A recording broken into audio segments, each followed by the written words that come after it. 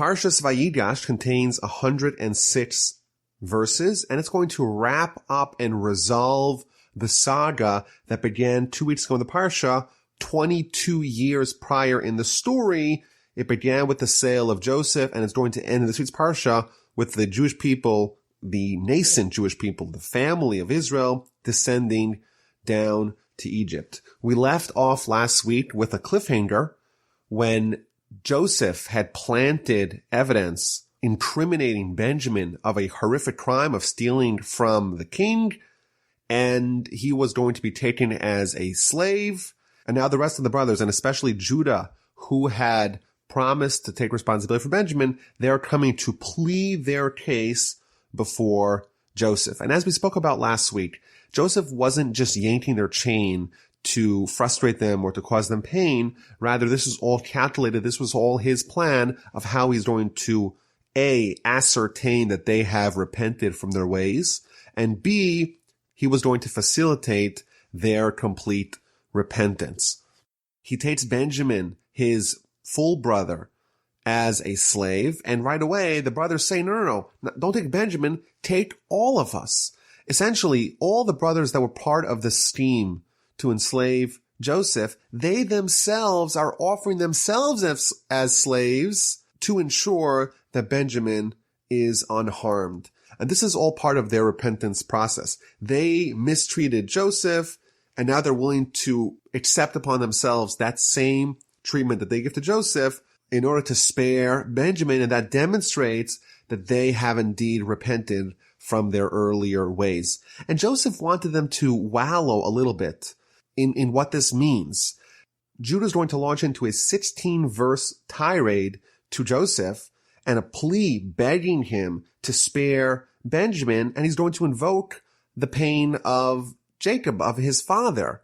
And this is all going to be atoning for their total disregard to the pain they caused Jacob, their father, in the sale of Joseph. So Judah begins his plea by approaching Joseph, and he tells him, "If you please, my lord, may your servant speak a word in my lord's ears. Don't be angry at me, for you are like Pharaoh." This end of this first verse, in verse 18, that you are like Pharaoh, Rashi explains in 4 different ways. Number 1, you're like Pharaoh. I honor both of you. You are as respected in my eyes as a king like Pharaoh. Number 2, Pharaoh, when he kidnapped Sarah many parshas ago, he was stricken by God. If you attack Benjamin, you too will be stricken by God.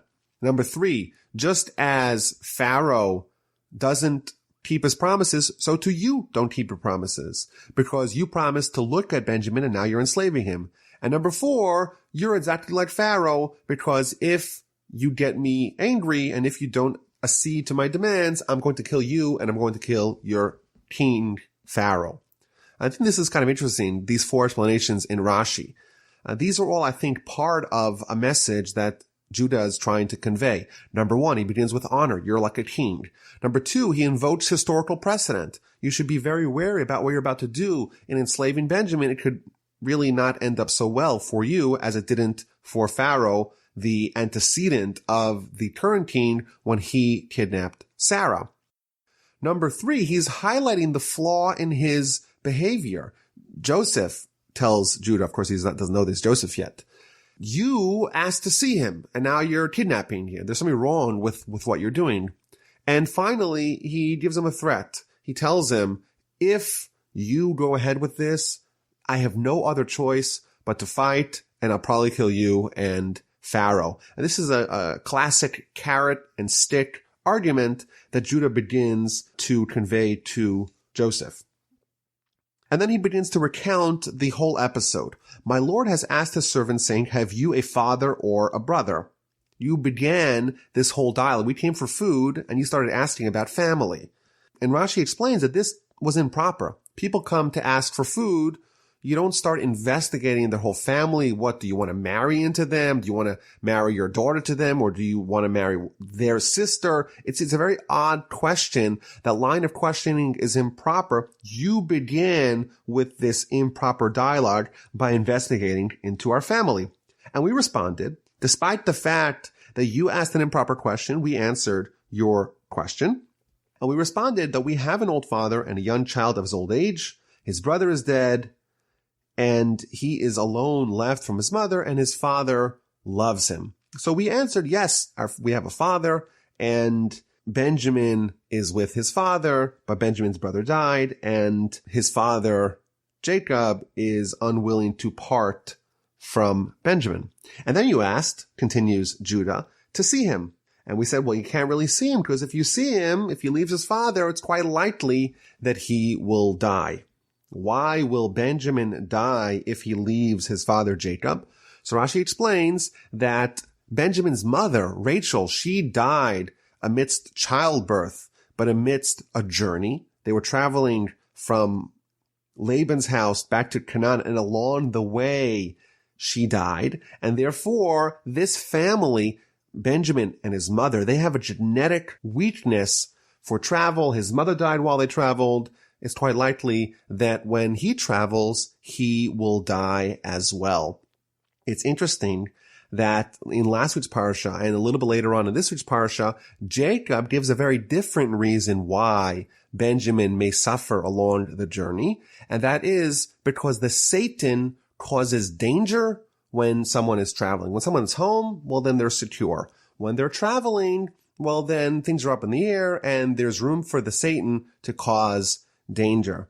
It's been suggested that Jacob knew prophetically that Rachel died not because of the labor of the journey, but rather because her death and her gravesite will play a very important role in the future of the Jewish people. When the Jewish people are leaving Israel and descending in chains to Babylon, they're going to stop along the way by Rachel's tomb, and they're going to pray there, and Rachel's soul in heaven is going to plead with God successfully to protect the Jewish people. And therefore, when Jacob talks about Benjamin dying, it's for a totally different reason, because he knows it wasn't because of the labor of the journey, rather is because of some future role that she's going to play, that her gravesite's going to play in the future of the Jewish people, and therefore he offers an alternative reason why Benjamin may be endangered, and that's because the Satan causes trouble in times of danger. Continues Judah, even though we told you that Benjamin cannot leave his father, you insisted, and you told us that unless you bring Benjamin, you won't be able to get an audience with Joseph. Again, we went back to our father, and our father eventually said, go get some more food, and we said, well, we can't go back to Egypt. We can't meet the king, the viceroy of Egypt, unless we have Benjamin with us. And finally, Jacob relented, and he sent Benjamin with us. But now what happens? You want to imprison Benjamin. And we're going to go back to our father, and their souls, the soul of Benjamin and the soul of our father Jacob, they're bound up together. And if he finds out that the youth is missing, he will die. And you're going to cause that our father will descend in sorrow into the grave. Instead, I have a different proposal, continues Judah. I took responsibility for this child. Take me as a servant instead. I am more talented, more gifted in every which way, and let Benjamin ascend back to his family. I will replace him. How can I go up to my father if the youth is not with us? I don't want to see what's going to be if I go to my father Jacob without Benjamin. Chapter 45 begins after Judah concludes his impassioned speech. Joseph couldn't restrain himself, and he announced to everyone that was present in the room, everyone leave here, therefore no one will remain in the room when Joseph revealed himself to his brothers. After Joseph heard the tremendous dedication that Judah had to the well-being of Benjamin, he was ready to reveal himself. He was comforted in the fact that his brothers are not the same people that sold him. They're willing to put their own lives on the line for the well-being of Benjamin. Now it's time for him to remove his mask. But if he does that, his brothers are going to be embarrassed. And therefore he announced that everyone in the room, all the other Egyptians that were in the throne room, they should all leave, so no one should remain with him when he reveals himself to his brothers. The Midrash points out that he actually made a mistake. These brothers, very strong, very muscular, now that Joseph was alone and vulnerable, it's quite possible they could have attacked him, could have killed him. Nonetheless, Joseph was unwilling to reveal his identity before the room was empty, and he even placed his life in danger to prevent his brothers from being shamed. And he cries out and he announces to his brothers, I am Joseph. Is my father still alive? But his brothers could not answer him because they were totally bamboozled. They were totally shocked by his revelation. Joseph says very simple things. I'm Joseph. That same Joseph that you sold, I'm Joseph, and all I want to know is Jacob still alive. And there's a very famous midrash here that says that this revelation, these simple words, I am Joseph, is my father still alive? That is a template for the rebuke and criticism that we are all going to be subject to sometime in the future, in the day of judgment, in the day of reckoning. Just as Joseph just revealed reality to his brothers, I am Joseph, is my father still alive? So too the Almighty will reveal reality and will be able to critique and rebuke each and every one of us. And just like the brothers are left spellbound, they cannot say anything, so too we will have nothing to respond to the Almighty. Joseph tells his brother, I'm Joseph. Is my father still alive? You're begging me for mercy because of all the pain that Jacob is going to suffer if Benjamin does not return. Well, I am Joseph. You sold me as a slave, and you were not concerned about how Jacob would take it. And that criticism was so biting, was so penetrating, was so true that all the other excuses and all the other justifications in the world, they evaporated. If you were to ask the brothers earlier, why did you sell Joseph? And they could have maybe given him some rationale, some justification. We've talked about it in the past. They had reasons why they did it, and they would have defended it. But once Joseph just reveals this one bit of information, the whole story becomes clear and everything collapses like a house of cards, and they have nothing to say. In the future, the Almighty will do the same thing. The Almighty may ask us, hey, why didn't you study Torah properly? I gave you a divine Torah. Why did you waste your time with all the other stuff in the world? And maybe we'll tell the Almighty, well, I didn't have enough intellect. I was mentally disadvantaged. I couldn't study the very cognitively demanding Torah. And the Almighty may show us in response that, well, for your business or for all kinds of games, you had plenty of intellect. It wasn't that you didn't have intellect. It's just that you chose to direct it towards other pursuits. Someone may say, hey, I didn't give charity because I didn't have any money. And they might say, well, you spent money on this and you spent money on that. And you obviously had money, you just didn't have money for this cause. And in the face of such rebuke and such criticism, there will be nothing left to say. Joseph continues. He tells his brothers, come close to me, if you please. They came close, and he said, I am Joseph, your brother. It is me whom you have sold into Egypt. Joseph addresses the elephant in the room. The brothers are sitting before a king who now reveals to them that he indeed is their long-lost brothers that they sold, that they totally disregarded when he had these crazy dreams. He's going to be a king. They laughed him off. They sold him as a slave. And now he's in the place of power, and they're on their knees, quaking in their boots. What does Joseph do? He doesn't let that linger. He addresses it right away. You sold me to the land of Egypt? And he gets it out there, and hopefully it will lead to them being comforted and not have that stay between them forever. And he continues, don't be distressed. Don't reproach yourself. You sold me, yes, but really the reason why I was sold is because the Almighty sent me ahead of you to be a provider. You think that you did something wrong, but really it was the Almighty manipulating everything.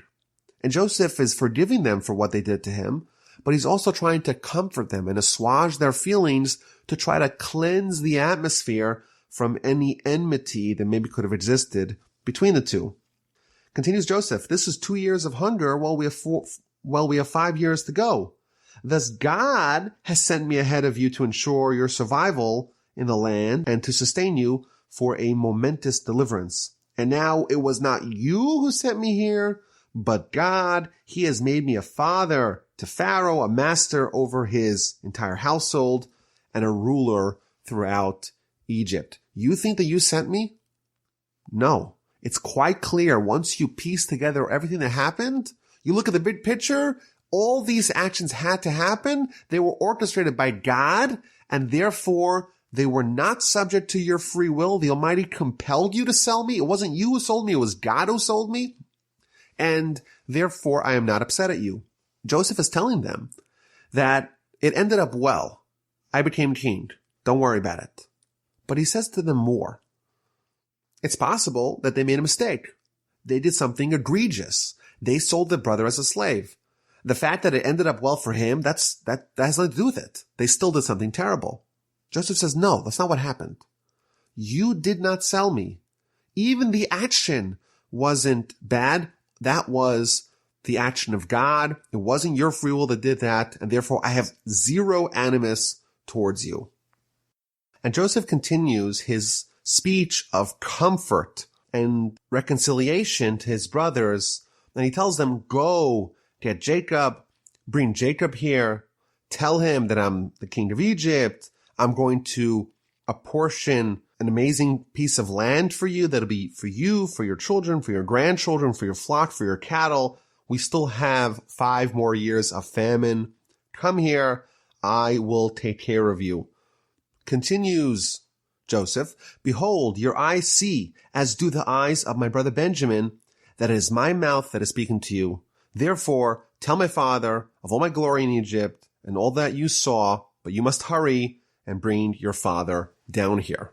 Rashi explains that this is a multi-layered message that he's sending here. He says to them, your eyes have seen my honor, and in addition, you have seen that I'm your brother. And Rashi tells us that he showed his brothers the fact that he too was circumcised. And that is my mouth that's speaking to you. He spoke to them in Hebrew. And he compares them to his brother Benjamin, and he tells them, just as I have no hatred to my brother Benjamin, who wasn't there when I was sold, so too in my heart there is no hatred to any one of you. And Joseph finishes his speech, and it works. The brothers open up, and they're willing to engage with Joseph. Joseph falls on his brother Benjamin's neck and cries. Benjamin cries on his neck. He kisses all his brothers, and he wept upon them. And afterwards, his brothers conversed with him. Initially, they were so shocked they couldn't talk, and now they have opened up, and they're willing to talk to him. He comforted them. They're not scared of him, and peace and brotherhood reigned. It's interesting that the Torah describes the exact nature of this emotional reunion. Joseph falls upon his brother Benjamin's neck and weeps, and Benjamin weeps upon his neck. It's a very strange way of describing this emotional reunion. But if we just read the verse, I think it would be self-explanatory. They were hugging, they were crying, they were weeping, they were excited, relieved, very emotional in this reunion. But Rashi, who purports to explain the verse in the simplest way, offers a whole explanation of what's actually going on. Joseph falls on his brother Benjamin's neck and cries. Why is he crying? Says Rashi. He's crying because in Benjamin's portion of land, in the land of Israel, there's going to be the city of Jerusalem. And in the city of Jerusalem, there's going to be the 2 temples, and they're both going to be destroyed. And therefore now Joseph is crying on his brother's neck because of the destruction of the temples many hundreds of years in the future. And Benjamin returns the sentiment, and he cries on Joseph's neck. Well, that's because the tabernacle, which is going to be in the city of Shiloh before the temple is actually built, that's going to be in Joseph's portion, and that too is going to be destroyed, and therefore he's crying about that. This is kind of odd. There's a reunion here between two brothers, haven't seen each other for a long time. They're happy, they're relieved, they're excited, they're emotional, and they're crying. Yet Rashi talks about some event that's in hundreds of years in the future, in their portions, there's going to be temples, there's going to be tabernacles, there's going to be destroyed. It's a very strange interpretation. And I think maybe the answer is that, the Torah is codified for eternity. And if it was a simple, understandable emotion, given the circumstances, the Torah would not necessarily record it for posterity. And therefore, every time there's an emotion or an emotional expression in the Torah, Rashi will explain to you what the higher meaning behind it is, because it's impossible to say the Torah is just recording emotions that are natural for the situation that people are in. And it's been pointed out that these two brothers are falling on each other's neck. The neck, that's the bridge between the brain, between the intellect, and the rest of the body, and the animalistic instinct. And the neck in Kabbalistic sources is always the bridge between the holy and the mundane. So for example, we have the mitzvah of tefillin, which we put a knot on the top of the neck to kind of highlight and symbolize this connection that we're trying to foster between the spiritual and the intellectual and the mundane and the physical. Similarly, according to Rashi, it makes a lot of sense. Joseph is crying on Benjamin's neck and Benjamin's crying on Joseph's neck. Well, what's the temple? The temple is also kind of like a neck because it's the touch point where the spiritual and physical worlds touch. And therefore, it too is this bridge between the spiritual and the mundane. And therefore, it makes sense that they're crying on each other's neck means that they're crying over the destruction of the temple. Now, why is this the apt time to cry over the temple? So maybe an answer to that is that now there's an outpouring of brotherly love.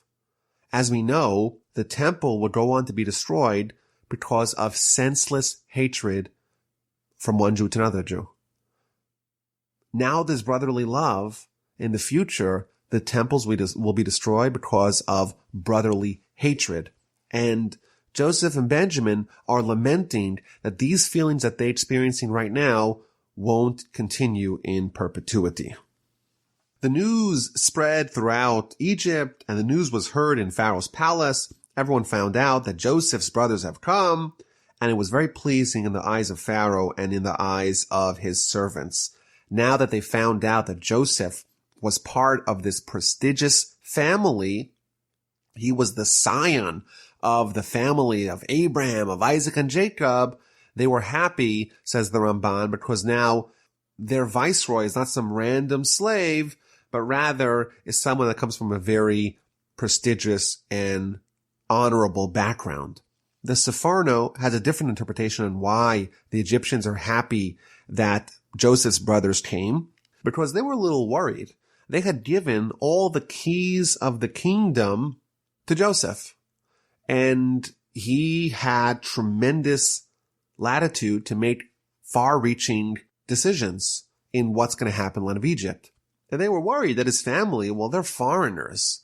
They're not here. So he doesn't really have so much skin in the game for the well-being of the future of Egypt. And now that they find out that his brother's here, his whole family's going to come join, he's going to be much more invested into the well-being of the country, and therefore his decisions are going to be well thought out and optimized for the long-term well-being of the country. I read an article recently that in Europe today, all the heads of state don't have children. In fact, in Judaism, one of the requirements to be a great leader is to have children, to be invested in the future. Whereas, sadly, in Europe today, the heads of pretty much every single country in Europe is childless, and they're really not invested, at least in a familial way, in the well-being of the countries that they are running, and that could be very dangerous. So Pharaoh is very excited. He tells Joseph, tell your brothers to go load up your animals, bring your family, bring your homes. I'm going to give you the best part of the land of Egypt. Take wagons for your children, for your wives. Let's bring everyone here. Joseph gives gifts to his brothers and sends messages to his father and sends 10 donkeys laden with the best of Egypt and all kinds of grain and bread and food for the journey. And he sends them up to the land of Canaan. They arrive to Jacob and they tell him the great news. Joseph is still alive. Moreover, he is the ruler over all the land of Egypt. But Jacob has a hard time believing it. He rejects it. And he can't imagine that this is really true. And they continue and they tell him all the words that Joseph had spoken to them. He sees the wagons that Joseph had sent to transport them, and the spirit of their father Jacob was revived. He was enlivened, and he announced, how great is it? My son Joseph is still alive. I shall go and see him before I die. Initially, Jacob had a hard time believing him. And eventually, after he saw the wagons and he heard the story a few more times, he believed them. The Ramban says something interesting. The Ramban says that Jacob had a heart attack from joy. He was so shocked by this news. It wasn't broken to him slowly, and he had to be resuscitated. And that's what it means, that Jacob, his heart rejected it. That means that he wasn't able to absorb such good news, and eventually they had to kind of resuscitate him, bring him back to, and then he was revived. And Rashi says something very interesting. It says that the spirit of the father Jacob was revived. He was enlivened. What does that mean? It means that his prophecy was restored. Vatechi ruach Yaakov avihem. The spirit of Jacob was given life. What does that mean? It means that he had his prophecy restored. When Joseph was taken away from him 22 years prior, he was so sad and so depressed, he lost his prophecy. And now, 22 years later, his prophecy has been restored. And how does the Torah describe that? He was given life. And what's implied by this is that life, by Jacob's standards, equals prophecy. In the final verse of chapter 45, Jacob announces how great it is. My son Joseph is still alive. I'm going to go down to see him before I die. It's interesting that the verse does not say, and Jacob said. It says, and Israel said. So one of the commentators here tells us that why is Jacob suddenly being called Israel? As we know, we saw a few weeks ago, Jacob and Israel are often interchangeable. Even though Jacob had his name changed to Israel, the first name of Jacob wasn't removed. There was just an additional name of Israel. It's a great mystery as to why the Torah sometimes calls Jacob Jacob and sometimes Israel. But here we have a clue. The commentator tells us that when Jacob had his prophecy restored, then he was called Israel. Whereas when he was bereft of prophecy, he was called Jacob. Chapter 46 begins with Jacob assembling his whole family and descending to Egypt. But he begins by slaughtering sacrifices and offering prayers to the Almighty. The Jewish people are slated to be in Egypt for a long time, and Jacob begins this journey with prayer and with sacrifices so that everything should work out fine.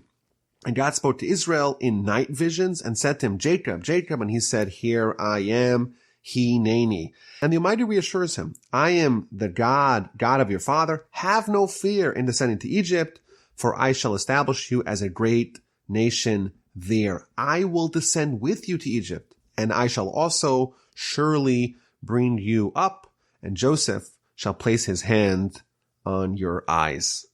One of the commentators points out that in verse 2 here we read that God spoke to Israel in a night vision. Unlike the other two forefathers, Abraham and Isaac, Jacob is the only one that we're told specifically that his prophecy came at night. In the very famous prophecy that he had with the dream of the ladders with ascending and descending angels, that too was a nighttime prophecy. And here too, Jacob has a nighttime prophecy. And the reason for that is that when Jacob was heading to Laban, he was about to experience some very difficult years. And those years are compared to nighttime.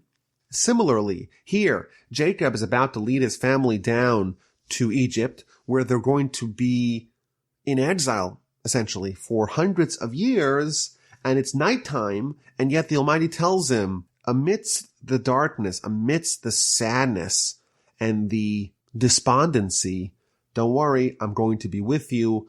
I will establish you as a great nation. I shall descend with you to Egypt, and I shall also surely bring you up. Rashi tells us that this is a promise that Jacob will be buried in Israel. Even though he's going to pass away in Egypt, his body is going to be brought back to Israel and buried in Israel in the cave of the patriarchs in Hebron. It is interesting that in next week's Parsha, we're going to read how Jacob is going to expend great efforts to ensure that he will be buried in Israel. He's going to bring in Joseph and make him swear, despite the fact that Jacob here receives a divine promise that he's going to be buried in Israel. He still invests his own efforts to make sure that it's going to happen. He doesn't sit back and do nothing, despite the divine promise. So Jacob arose from Beersheba. The sons of Israel transported Jacob their father, as well as the young children and wives, the whole family. They're all descending in the wagons which Pharaoh had sent to transport them. They took their livestock and their wealth, which they had amassed in the land of Canaan, and they came to Egypt. Why does it say the wealth that they had amassed in the land of Canaan? So Rashi tells us that the wealth that he had acquired in the house of Laban, he forfeited that, and he gave all that to Esau in exchange for Esau's slot in the cave of the patriarchs. And Jacob said, the possessions that I received from outside the land of Israel, I am not desirous of them. And therefore he made a huge pile of gold and silver and told Esau, take it in exchange for your slot in the burial place of our forefathers. And this seems to kind of contradict the sentiment we saw that Jacob exhibited a few weeks ago. A few weeks ago, Jacob endangered himself to retrieve a few flasks that he had left on the other side of the river, even though those were his possessions that he had earned outside of the land of Israel. And here, Rashi tells us that only the wealth that he acquired in the land of Israel, only that was worthwhile to him. He had disowned the wealth of outside the land of Israel and gave it all to Esau in exchange for a burial portion. And maybe the answer is that, of course, Jacob cared about it, but not in comparison to the burial portion. To be buried alongside Abraham and Isaac, that was worth more than all of the possessions that he had amassed outside of the land of Israel. Incidentally, I am contractually bound to mention that Torch, my organization, does not hold the same standard. We accept donations even from monies earned outside of Israel. So Jacob, with his whole family, sons and grandsons, daughters and granddaughters, they are all descending with him to Egypt, and it lists the names of Jacob's 12 sons and his daughter and all of their children.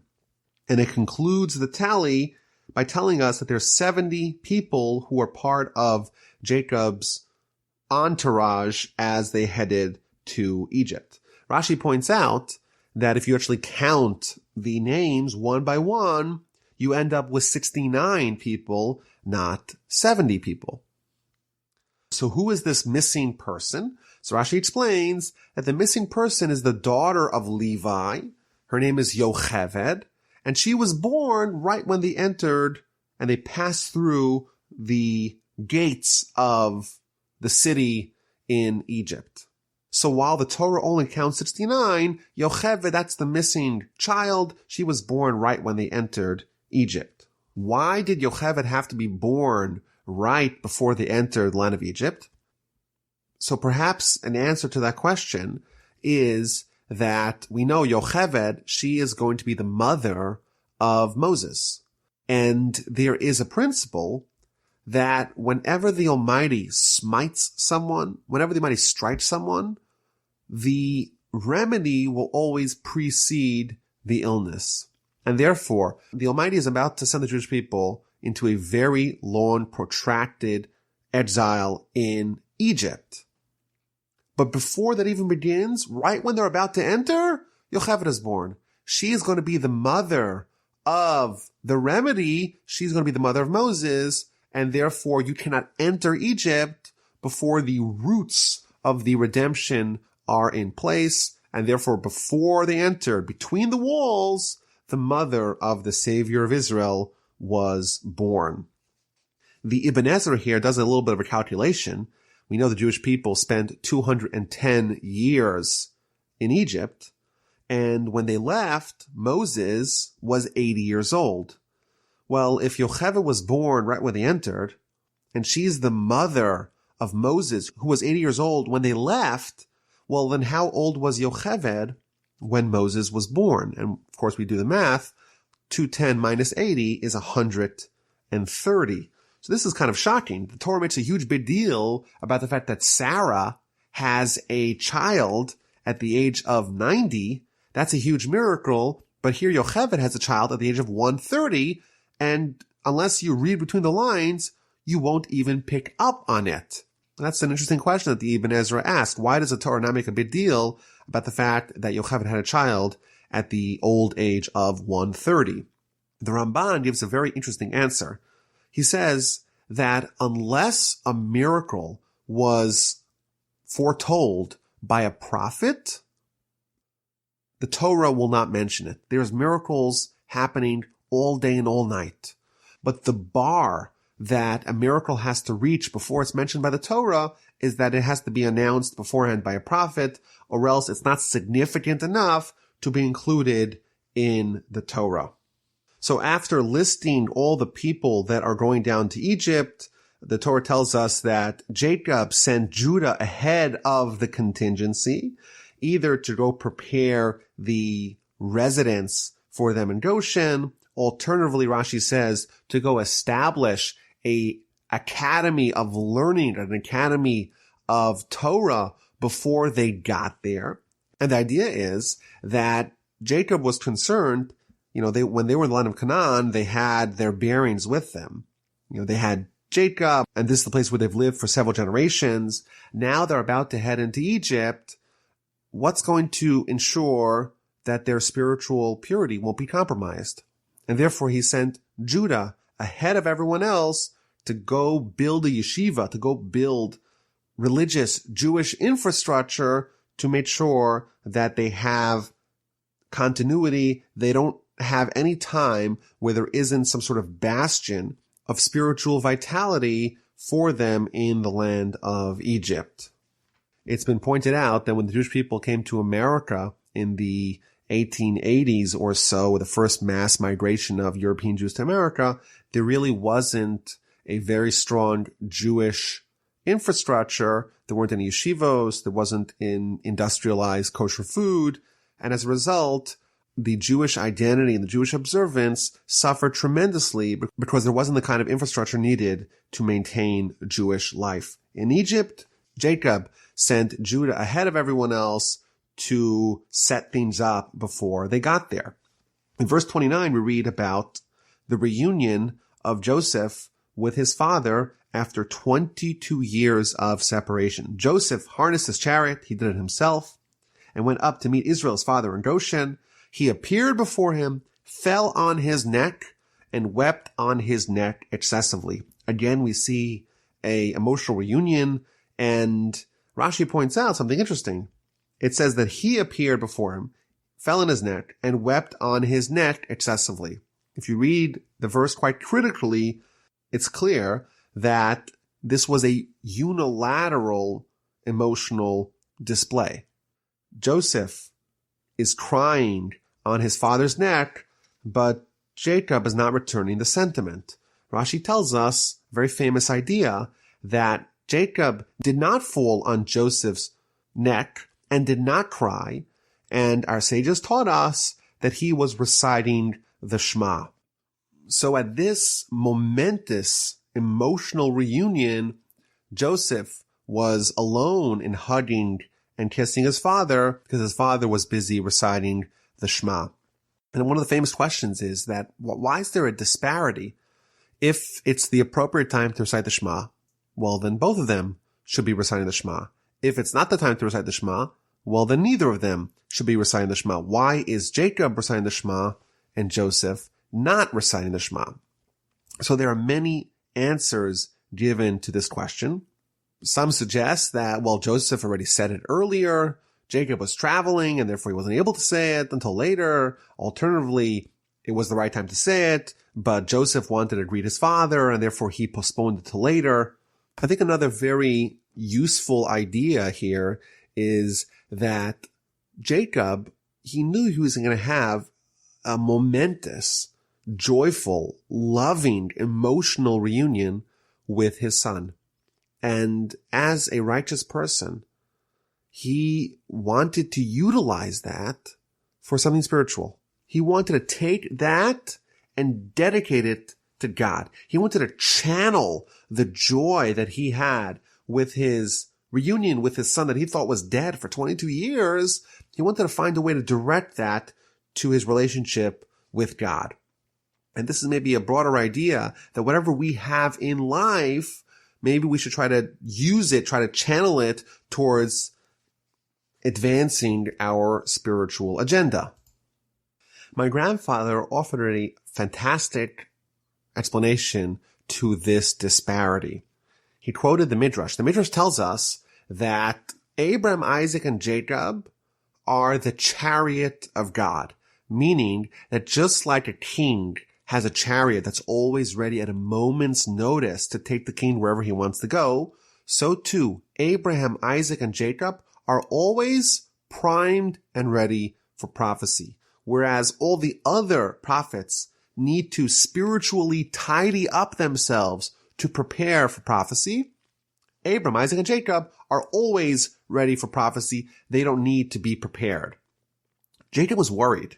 He's about to encounter his son Joseph, and he knows that this gush of emotion could potentially harm his spiritual readiness for prophecy. His love and concern and joy in seeing his son Joseph may for a second cloud his spiritual readiness for prophecy, and he is going to be booted off the chariot because he is going to have a lapse in readiness for prophecy. And therefore he did not want to lose that, so he preempted the danger by reciting the Shema, by accepting upon himself the yoke of heaven and ensuring that he has no lapses from a total preparation and readiness for prophecy. Jacob is so delighted in seeing Joseph, he announces, "Now I can die after having seen your face because you are still alive." Rashi tells us he had thought that he was going to die twice. He was going to die once in the physical world and once in the spiritual world because he had lost his prophecy when Joseph was missing. Therefore, his death would be two-tiered. There was going to be a physical death, and now that he lost his prophecy, he's going to have to suffer spiritual death too. Now that he sees that Joseph is still alive and his prophecy has been restored, he's only going to die once, and therefore he says, now I can die because then I'm all going to die once. Joseph is now concerned that Pharaoh is going to enlist all his brothers to ministerial positions, and therefore he warns his brothers before they meet Pharaoh that when Pharaoh asks you for your occupation, make it very clear that you're nothing but shepherds and herdsmen and cattlemen for generations. Therefore, he'll settle you in the region of Goshen, and he's not going to hire you to be part of his government. The only way to ensure that the Jewish people are able to settle properly in the land of Israel is if they have their leaders, the sons of Jacob, on site to build the flourishing community. If they're going to be working for Pharaoh, it's not going to be good for their future in Egypt. So Joseph introduces his brothers to Pharaoh, and he doesn't take them all. He takes only the ones that are more weak. And Pharaoh indeed predictably asks his brothers, what is your occupation? And they respond, your servants are shepherd, we as well as our forefathers. And they continue, we have come to sojourn in the land. There is no grazing for your servants' flock in the land of Canaan because there's a terrible famine. Now, if you please, allow your servants to dwell in the region of Goshen. So they tell him, listen, we came from Canaan. It's so bad there. There's no grass to graze, but here there is. And therefore, let us settle in the land of Goshen so that we could have pasture for our flock. And the Ramban asks an interesting question. I don't understand. There was a famine everywhere. There's a famine in Egypt, and there's a famine as well in Canaan. So if there was no grass for pasture in Canaan, why would there be grass for pasture in the land of Goshen? And he answers that in the land of Canaan, the famine was so severe that the people were eating grass and there was no pasture left for the animals. But because in Egypt, Joseph had assiduously prepared ahead of time, there was food for the humans and there was some leftover pasture for the animals. Pharaoh agrees. He permits the brothers of Joseph to settle in the region of Goshen. And then Joseph brings his father Jacob and presents him to Pharaoh. And a very interesting exchange ensues. Pharaoh asks Jacob, how old are you? How many are the days of the years of your life?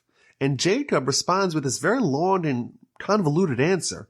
The days of the years of my sojourns have been 130 years.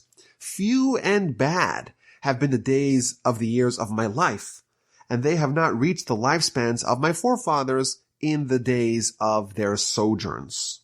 A very long and complicated answer to a simple question.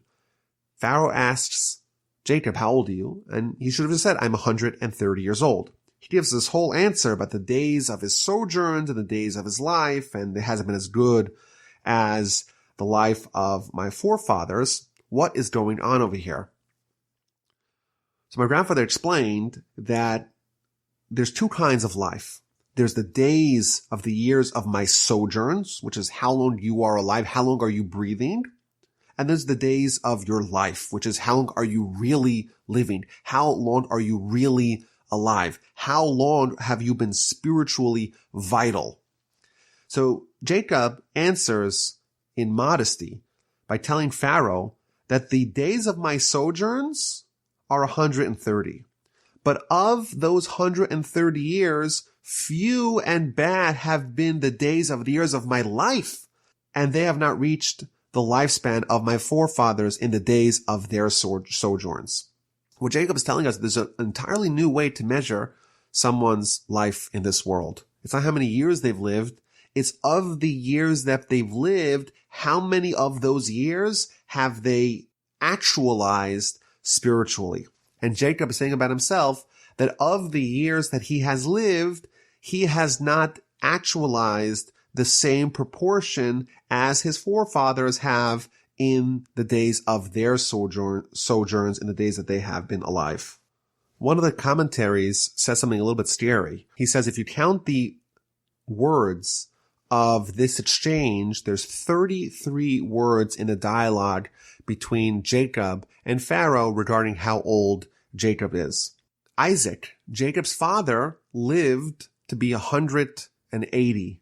Jacob was also destined to live to 180, But as a result of this exchange, these 33 words between him and Pharaoh reduced 33 years from Jacob's life, and therefore Jacob only lived to 147. It seems like Jacob is being punished for the fact that he's complaining almost, that he's saying that few and bad have been the days of the years of my life. He should have said my life has been incredible. If you're complaining about the years of your life, that may actually cause the Almighty to reduce the years of your life. Very scary indeed. And he lost 1 year for every word of that exchange.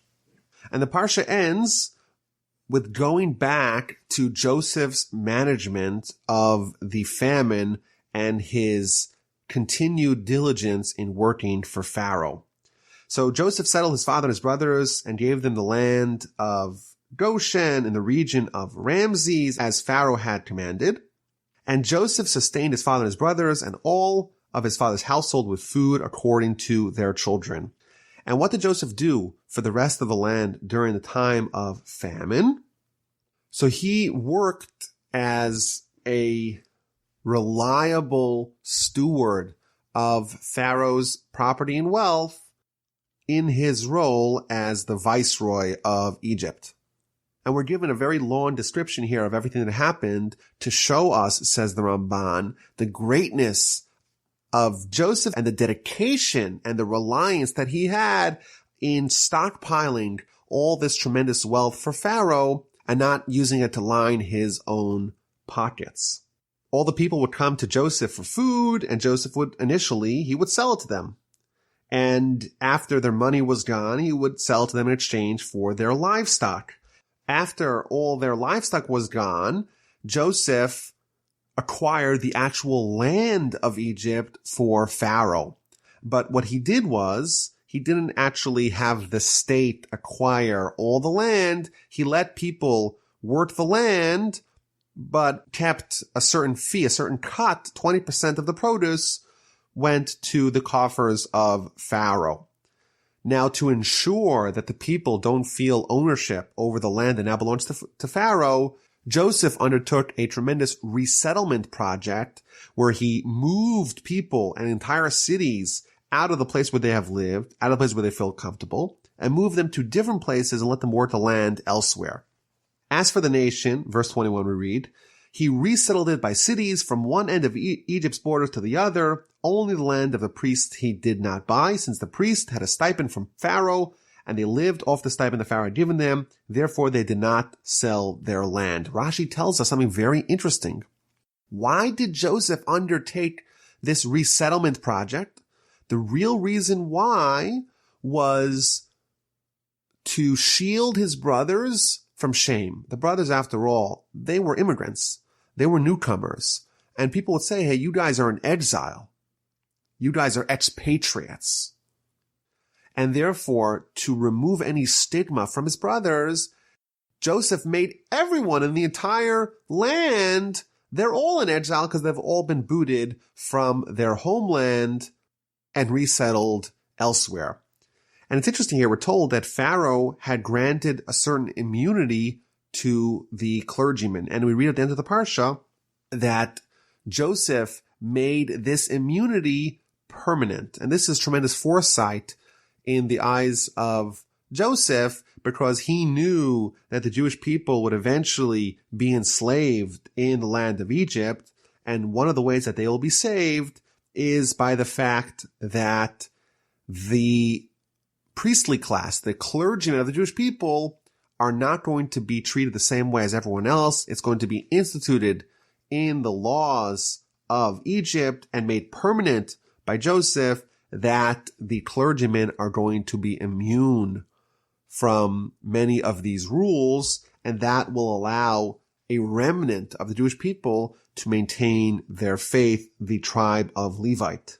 After Joseph instituted this 20% cut, the people said to him, you have saved our lives. You have given us life. May we find favor in your eyes, my Lord, and we will be serfs to Pharaoh. It's interesting. If you compare this to what we saw earlier, that Jacob, he was given life when he had prophecy. And here we see that the Egyptians, all they considered to be alive is the fact that they had bread. Once they had bread, that's enough for them. Whereas Jacob has a much higher standard of what is considered life.